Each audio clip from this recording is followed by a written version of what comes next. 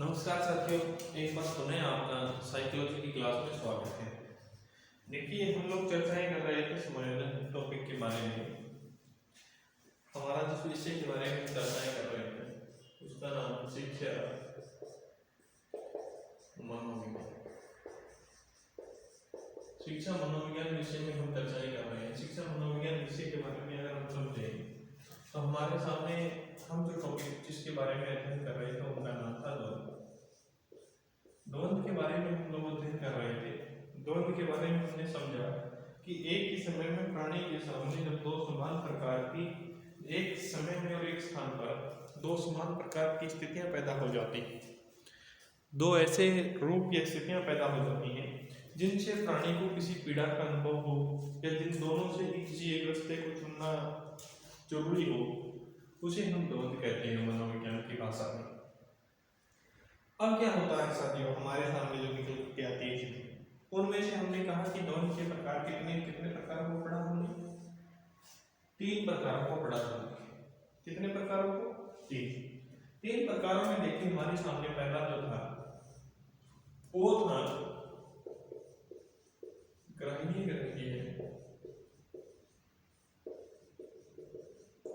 अंतर्द्वंद्व या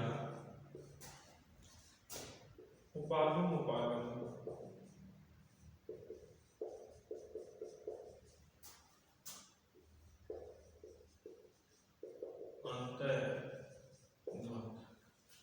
दूसरा हमारे सामने जो था वो था परिहार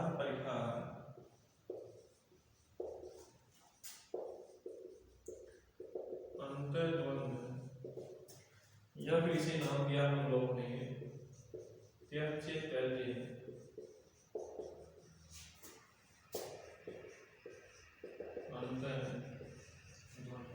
ये नाम दिया। उसके बाद देखिए हमारे सामने जो तीसरा था उसमें एक ऐसी परिस्थिति थी जिसको चुनना था और एक क्या क्या छोड़ना था, कि किसको चुना जाए किसको छोड़ दे। ऐसी स्थिति भी कई बार पैदा होती है मस्तिष्क में।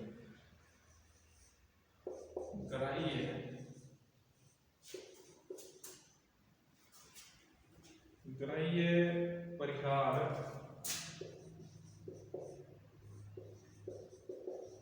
अंतर्द्वंद या फिर है उपागम परिहार अंतर्द्वंद। ये रखेंगे। इन द्वंद्वों के बारे में हम लोग चर्चा कर रहे थे। द्वंद्व क्या होता है? हमारे मस्तिष्क की एक ऐसी विकृति होती है जो कि प्राणी को दो रास्तों में से किसी एक रास्ते को चुनने के लिए कहते हैं, और प्राणी उनमें से किसी एक रास्ते को चुनता है तो कई बार तो पीड़ा का एहसास होता है, कई बार सुख का एहसास होता है। कुछ एक ऐसी स्थिति आ जाती है जिनको दोनों को चुनने का मन करता है, और कई बार कुछ ऐसी परिस्थितियां सामने आ जाती हैं जिनमें से उन दोनों को त्यागने का हमारा मस्तिष्क कहता है कि दोनों को त्याग दिया जाए, को छोड़ दो। ये थी हमारे सामने। इसके बारे में बाद में जो हमारे सामने आता है तीनों प्रकारों के बारे में, वो आता है देखिए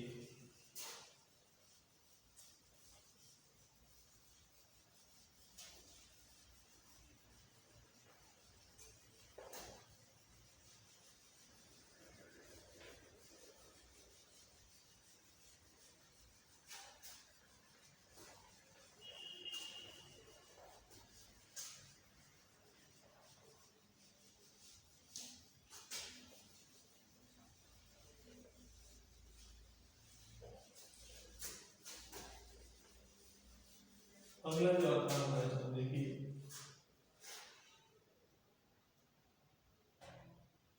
वो आता है समायोजन तंत्र या मनोरचना।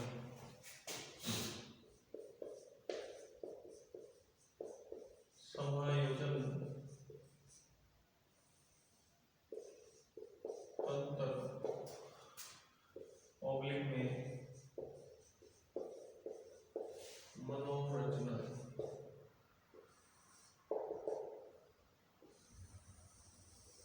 समायोजन तंत्र और मनोरचना किसे कहा जाता है? समायोजन तंत्र क्या होते हैं, मनोरचना क्या होती है, उनके बारे में देखेंगे। मैं लिखूं मनोरचनाएं प्रतिक्रिया करने की प्रक्रिया है।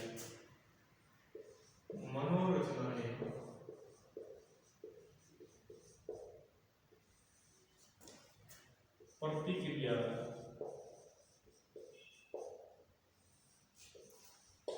करने की एक प्रक्रिया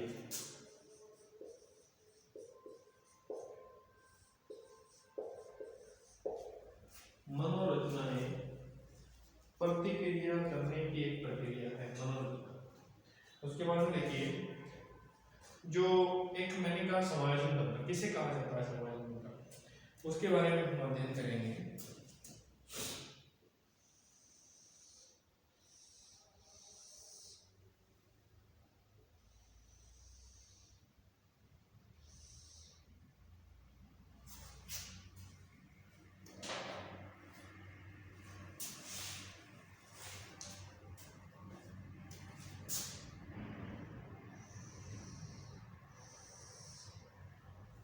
ये देखिए इसमें हम लोग पढ़े तो हमारे सामने जो देखिए सबसे पहले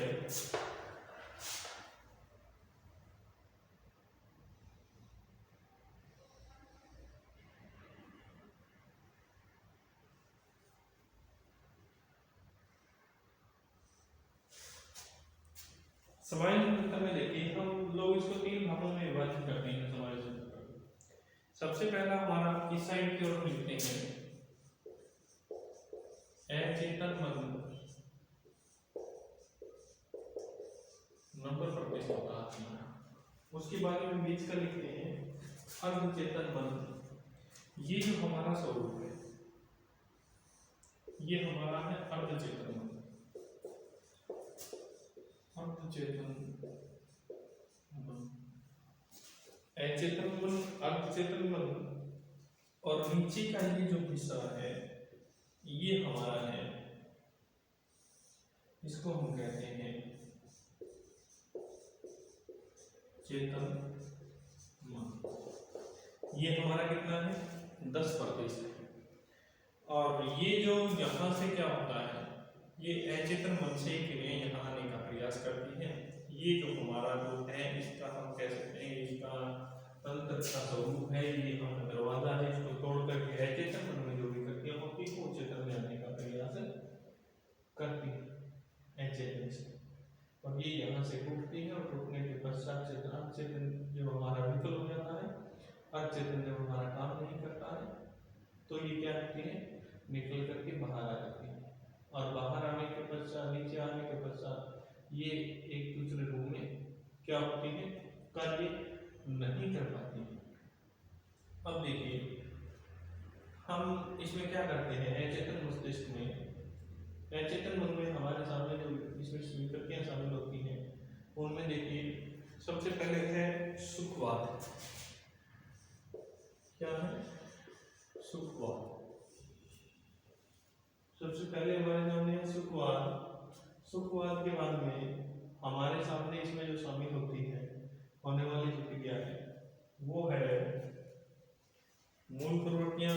सुखवाद के बाद है मूल प्रवृत्तियां। सुखवाद के बाद मूल प्रवृत्तियां, मूल प्रवृत्तियों के बाद भ्रमित इच्छाएं, यौन ऊर्जा, भ्रमित इच्छाएं, यौन ऊर्जा, भ्रमित इच्छाएं, यौन ऊर्जा और एंगली की गहराई। ये जो अचेतन मस्तिष्क है इसकी जो गहराई के बारे में जो पूछा जाता है तो इसकी गहराई है अगणितीय है, अगणितीय गहराई, अगणितीय गहराई।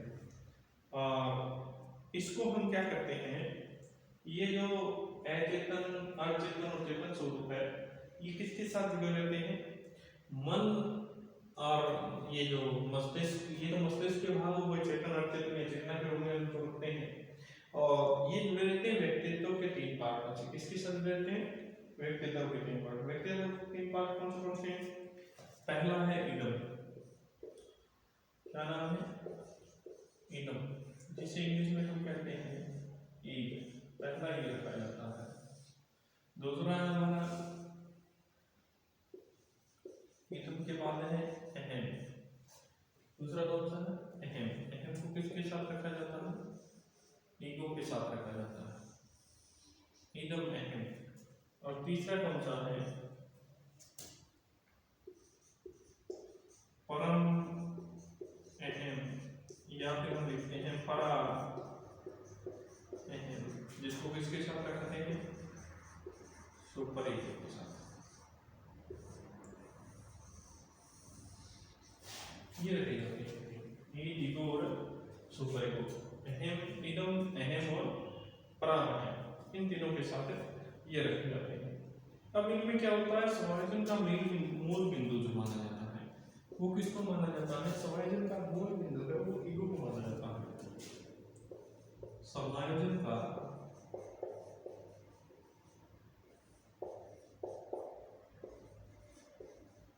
मूल बिंदु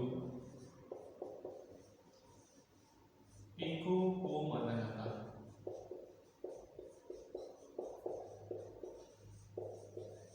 किसको माना जाता है समायोजन का मूल बिंदु? ईगो को माना जाता है समायोजन का मूल बिंदु। उसके बाद में देखिए समायोजन का मूल बिंदु को फिर ईगो के ऐसे रूप से पाकर मनोरचना रची जाती है। आई मनोरचना ही क्या होती है? देखिए समझिए, ईगो के असुरक्षित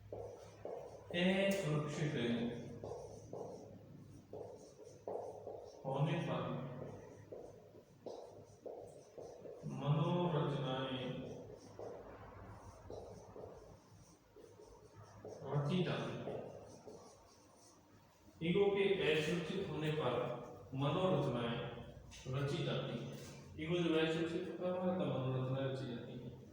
उसके बाद में देखिए, ये तो हो गया हमारा समायोजन तंत्र। अब समायोजन तंत्र के बाद हम मनोरचनाओं के बारे में हम पढ़ेंगे। साथियों, समझने वाली बात है कि ये जो 3 पार्ट है ये मस्तिष्क के भागों के बारे में बताया गया है, लेकिन इसका ये जो सबसे बड़ा होता है ये अचेतन मस्तिष्क है। ये समायोजन का मूल बिंदु तो ईगो हो गया, लेकिन मैं यहाँ लिखूं कि समायोजन की कुंजी, समायोजन की कुंजी जो है वो किसे कहा जाता है? अचेतन मस्तिष्क को कहा जाता है। अचेतन मस्तिष्क को कहा जाता है समायोजन की कुंजी। समायोजन की कुंजी किसे कहा जाता है? अचेतन मस्तिष्क को कहा जाता है साथियों। तो ये था हमारा समायोजन तंत्र। अब क्या होता है समायोजन तंत्र को समझिए। समायोजन तंत्र क्या होता है कि 3 तो व्यक्तित्व के भागों से, यहां मैं लिख देता हूं समायोजन तंत्र है समायोजन तंत्र है मस्तिष्क के साथ व्यक्तित्व के तीनों भागों, व्यक्तित्व के तीनों भागों ईगो, सुपर ईगो के साथ जुड़ा रहता है। यहाँ ये बात कि समायोजन तंत्र मस्तिष्क में ईगो, सुपर ईगो तो व्यक्तित्व के जो भाग हैं उन व्यक्तित्व के भागों से जुड़ा रहता है। कौन जुड़ा रहता है? समायोजन तंत्र के जो चेतना मस्तिष्क के जितने लोग हैं वो समायोजन तंत्र के ईगो, सुपर ईगो के साथ जुड़े रहते हैं। अचेतन मस्तिष्क है, उसमें देखिए प्राणी सुखवाद पाया जाता है। ये क्या होता है? अचेतन मस्तिष्क वो किसकी अनुभूति चाहता है? आनंद की अनुभूति चाहता है। ये चाहता है आनंद कि प्राणी को हर समय, हर स्थान, हर संभव इसकी प्राप्ति होती रहे, आनंद की प्राप्ति होती रहे। मूल प्रवृत्तियां हम लोगों ने इससे पहले पढ़ी थी कि मूल प्रवृत्तियां होती हैं वो प्राणी की जन्मजात होती हैं और प्रत्येक मूल प्रवृत्तियों से क्या जुड़ा रहता है? एक समय जुड़ा रहता है। उसके बाद में दमित इच्छाएं हैं प्राणी की, जो इच्छाएं दब जाती हैं, रह जाती हैं, दमित इच्छाएं हैं, वो इच्छाएं पूरी नहीं हो पाती। वो कहाँ रहती हैं? अचेतन मस्तिष्क में रहती हैं और अचेतन मस्तिष्क में ये इच्छाएं यहाँ से बाहर निकलने का प्रयास करती हैं और यहाँ से बाहर निकलने के पश्चात ये अपने स्वरूप से दमित इच्छाओं के बाद इन स्वरूप से बाहर अचेतन मन से कहाँ आने का अचेतन से को फैल करके अचेतन के द्वार को तोड़ करके कहाँ आने का प्रयास करती है, चेतन मन में आने का प्रयास करती है। ये यौन क्रियाएं हैं, गहराई इसकी कई विद्वानों ने कहा कि ये कितना बड़ा है, इसकी गहराई कितनी है, तो इसकी गहराई जो है वो है नहीं की गहराई, इसकी गहराई को हम माप नहीं सकते। अब क्या होता है साथियों, जब हमारा ईगो हर्ट होता है, जब हमारा ईगो फैल हो जाता है, ईगो का मतलब है अचेतन, जब हम अचेतन मस्तिष्क में आ जाते हैं, ईगो हर्ट की स्थिति में आ जाते हैं, तो हमारा ये ईगो हर्ट होने के पश्चात जब हमारा ईगो हर्ट होता है तो हमारे ईगो को तोड़ करके ये जो अचेतन मस्तिष्क की जो क्रियाएं हैं वो ईगो को पार करके कहाँ आने का प्रयास करती हैं, चेतन मन में, क्योंकि यहाँ पे इनकी सुनवाई नहीं होती है और ये इसको फैल करने के पश्चात चेतन मन में आने का प्रयास करती है। और जब चेतन मन में आ जाती है, चेतन मन में आती है और ये कब आती है, असुरक्षित होता है, तब यहाँ पे आने के पश्चात चेतन मन में क्या होता है, प्राणी अचेतन की क्रियाओं को याद करने के पश्चात चेतन मन में उन्हें बदलने का प्रयास करता है। और जब चेतन मन में वो बदलने का प्रयास करता है तो साथियों यहाँ पे क्या लिखा मैंने, देखिए एक स्लाइड में ध्यान से समझिएगा कि ईगो के असुरक्षित होने पर मनोरचनाएं रची जाती है, मन में जो रचनाएं रची जाती हैं उन्हें मनोरचना कहते हैं। प्राणी क्या करता है कि कुछ एक ऐसी क्रियाएं होती हैं जिनसे बचने के लिए प्राणी अपनी मन गढ़ंत कुछ बातें करता है और उन मन गढ़ंत बातों में अपने आप को बाहर निकालने, अपने आप को बचाने का कार्य करता है। इन्हीं क्रियाओं को क्या कहा जाता है, मनोरचनाएं कहा जाता है। तो ये होती है प्राणी, ये साथियों मनोरचनाएं। अब मनोरचनाएं कितने प्रकार की होती हैं, हमारे सामने अगला क्वेश्चन जो खड़ा होता है इसी के साथ वो खड़ा होता है कि मनोरचनाएं, चलो ठीक है ये होती है, तो मनोरचनाएं होती कितनी है वो देखिए।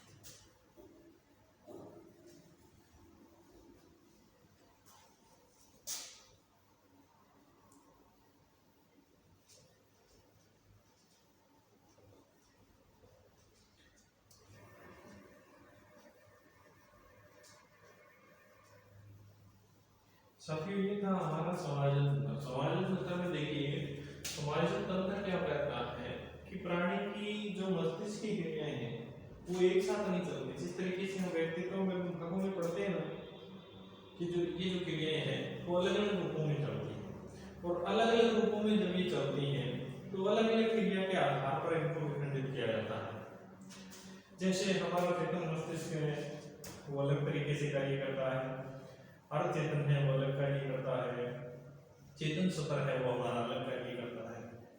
तो इनमें ये जो क्रियाएं हैं ये सारी अलग अलग तरीके से कार्य करती है और जब ये अलग अलग तरीके से कार्य करती है तो प्राणी क्या करता है, यदि सबसे ज्यादा जो क्रियाएं हुई वो कहाँ हुई, अचेतन मस्तिष्क में हुई। कितना भाग हुआ, 90%। और 90% जो भाग की क्रियाएं हैं वो अचेतन मस्तिष्क में हुई और अचेतन मस्तिष्क में ये जो क्रियाएं की गई इन क्रियाओं के स्वरूप को शामिल किया गया। ये है अचेतन मस्तिष्क। सबसे बड़ा भाग किसका, अचेतन मस्तिष्क का। अगर क्वेश्चन आ जाए कि वर्तमान में जो चेतना के किस रूप का अध्ययन किया जाता है, तो किसका किया जाता है, चेतन का किया जाता है वर्तमान मनोविज्ञान में। उसके बाद में अगर हम बात करें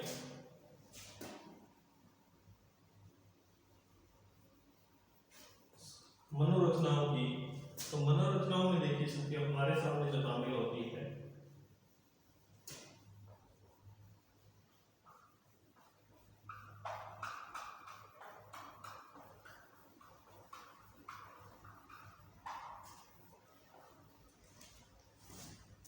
मनोरचनाओं में कि मनोरचनाओं के प्रकार, हम अगला हमारा जो इसी के साथ का जो बिंदु आता है वो आता है मनोरचनाओं का। हमने यहाँ पे दो बिंदुओं को लिखा है, एक तो समायोजन तंत्र आता है हमारे सामने जिसके बारे में हम लोगों ने अध्ययन कर लिया।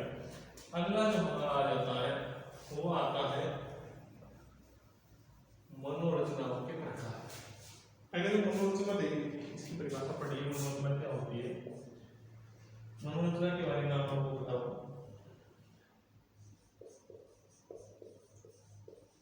मनोरंजन कि प्राणी के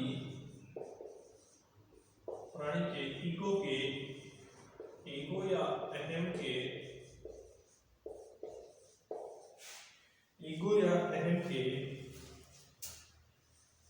असुरक्षित होने या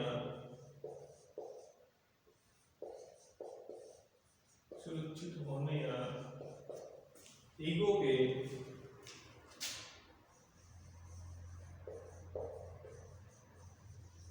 हार्ट होने पर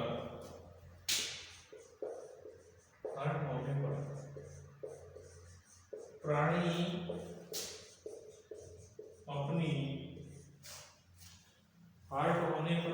अपनी असफलताओं से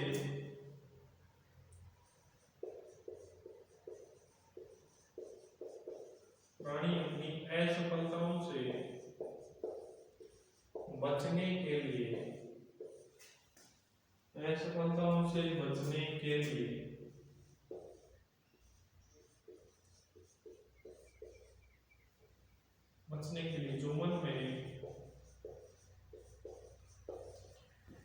के लिए जो मन में रचना रची जाती है,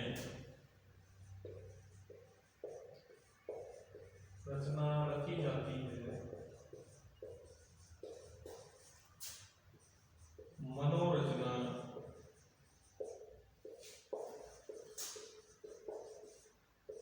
कहलाती है। तो क्या कहलाती है, मनोरचना कहलाती है। ये मनोरचना। अब मनोरचना क्या होता है कि हमारे सामने जो मनोरचना के जो प्रकारों के बारे में हम अध्ययन करते हैं उनके बारे में हम पढ़ते हैं कि मनोरचना सबसे पहले तो ये हो गया। अब मन में कैसे रची जाती है ये समझिए कि प्राणी के मन में जब हमारा ईगो हर्ट होता है कि इस चीज को, जैसे हमने पढ़ा तीन चीजों के बारे में पढ़ा। पहला क्या था, अचेतन मस्तिष्क, दूसरा क्या था अर्धचेतन मस्तिष्क, और तीसरा क्या था चेतन मस्तिष्क। अचेतन मस्तिष्क में क्या होता है, 90% भाग इसीलिए होता है क्योंकि उसमें सबसे ज्यादा जो चीजें हैं वो समाहित रहती हैं और उन्हीं के साथ प्राणी समायोजन करता है। तो प्राणी क्या करता है कि वो जो मूल प्रवृत्तियां बताई मैंने, द्वैत इच्छाएं बताई, वो यौन क्रियाएं बताई, वो सारी की सारी क्रियाएं इसमें सुरक्षित रखी जाती हैं अचेतन मस्तिष्क में। और ईगो हमारा हर्ट इसलिए होता है क्योंकि हम कई बार क्या करते हैं, वो अचेतन मस्तिष्क से अर्धचेतन जब हमारा असुरक्षित हो जाता है, यानी कुछ क्रियाएं ऐसी होती हैं जिनको हम विफलता की ओर मान करके उसे सफलता की ओर लेकर के आने का प्रयास करते हैं। और जब उसे हम सफलता की ओर लेकर के आने का प्रयास करते हैं तो हम विफलता की ओर चले जाते हैं और फिर हम अपने मन गढ़ंत कुछ बातें करते हैं। और मन गढ़ंत जो बातें की जाती है साथियों मैंने जो बताई, वो ही क्या होती है, मनोरचनाओं का रूप ले लेती है। इसी कारण से हमने कहा कि जो प्राणी के अचेतन मस्तिष्क में जो विकार होते हैं, अचेतन मस्तिष्क में सुखवाद की प्राप्ति चाहता है, अचेतन मस्तिष्क आनंद की प्राप्ति चाहता है, अचेतन मस्तिष्क में सुख सुविधाएं आनंद मौज मस्ती की प्राप्ति चाहता है। वो जो क्रियाएं होती हैं वो सारी की सारी क्रियाओं को प्राणी प्राप्त करना चाहता है। और उनको प्राप्त करने के पश्चात उसके सामने जो अव्यवस्था आई है या उनकी जो इच्छाओं की प्राप्ति नहीं हो रही है, उन इच्छाओं से बचने का प्रयास करता है। और उन इच्छाओं से बचने के लिए प्राणी, वो जो इच्छाएं हैं प्राणी की, उन इच्छाओं से बचने के लिए मन कुछ विचार अपनाता है। मन ही मन जो विचार आते हैं, मन गणित जो विचार अपनाए जाते हैं, उन विचारों को ही हम किसका नाम देते हैं? मनोरचनाओं का नाम देते हैं साथियों। धन्यवाद साथियों, मिलते हैं अगली वीडियो मनोरचनाओं के प्रकार के साथ।